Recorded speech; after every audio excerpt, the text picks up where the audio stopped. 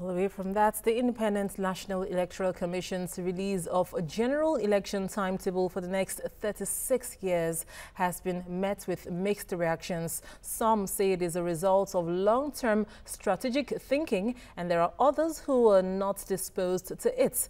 Joining me here now in the studio to take a look at this is Innocent Chukwuma, an election observation expert and the Regional Director of Ford Foundation for West Africa. Mr. Chukwuma, thank you for being here. So those that are not disposed to this development say are beginning to wonder, or were wondering when the news broke, that are there now prophets in the commission to have a foresight in the next 36 years? We're talking about almost 4 decades here. What's your disposition to this?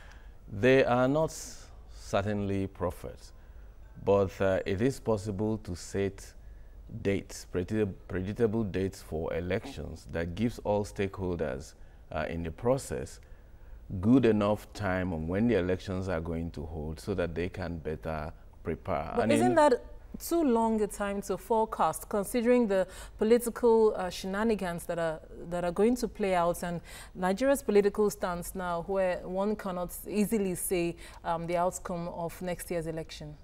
Well, in other parts of the world where you have established democracies, they have certain, in fact, our own made variations. For instance, in the US and even in India and coming closer home here, Ghana, you have definite dates set for the presidential election.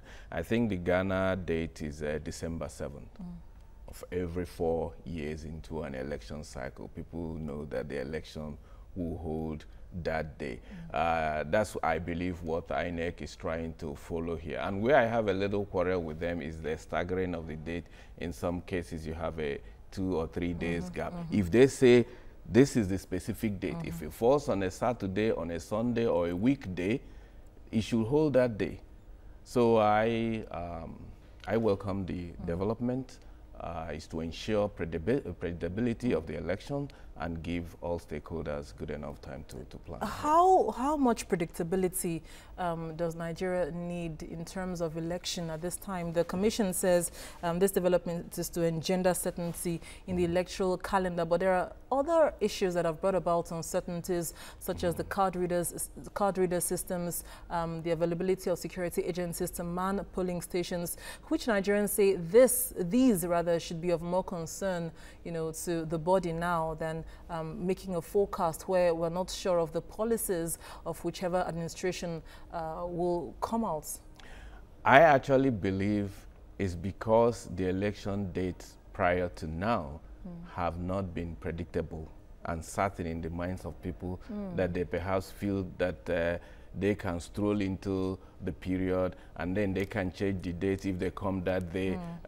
It's not feasible to hold. By stating clearly and giving a 36 years notice that this election will happen every 4 years on this date, come rain, come shine, forces all role players in the electoral process that, look, the dates are not going to be changed because you are not prepared to play your role. And if you don't play your role, it will be visible, you know, for stakeholders in the process to know who dropped the ball and apportion appropriate blame on who it should go to. We've seen major changes brought about by different administrations, especially when it's a situation of a party shift or party difference, when another party is coming in to play. How optimistic are you that this development will be carried on by whatever government comes in place? It requires all stakeholders in the process to commit to the dates.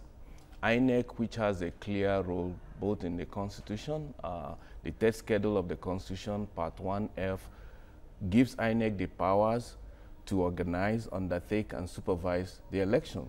The Electoral Act was even more specific as to the role of INEC in fixing dates for the election. So if they have the powers under the Constitution and the Electoral Act to fix the date, other role players should support them, be it government, security agencies, including civil society election observers, who I hope will take up the mantle now to educate the populace, you know, carry out civic education, make sure that these dates are ingrained in the consciousness of all role players, so that we don't wake up 4 years down the line and realize that we are not prepared. And is it realistic in itself to be certain that if and when, that's the word too, when another leadership comes into place for the commission, this would still be ingrained, you know, constitutionally? It is expected in every democracy to build on the progress made by It is expected, but that's not what we see. Well, I can't, I'm not, like you said, a day prophet. I'm not a prophet or a soothsayer to say what the incoming government or the next government will do on this. But everybody who looks at, you know, what INEC has done, first, do they have the powers to do so? And if they have the powers, then it requires all stakeholders to support them to carry it through. Okay, you've been an election observer for a while now. From your experience, what would you say, perchance, are the cons of these developments? You wouldn't, would you be quick to say that everything is so perfect with this, or are there some concerns or observations you already have about it?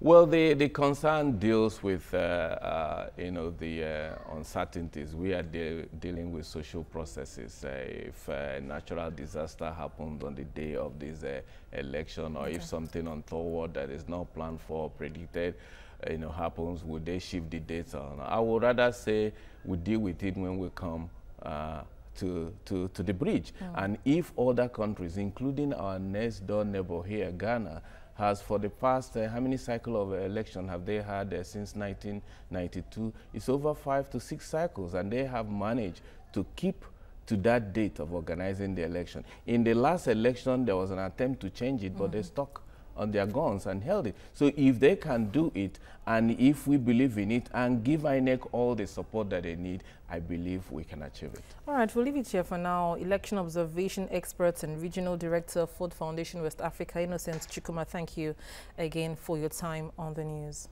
Thanks a lot for having me.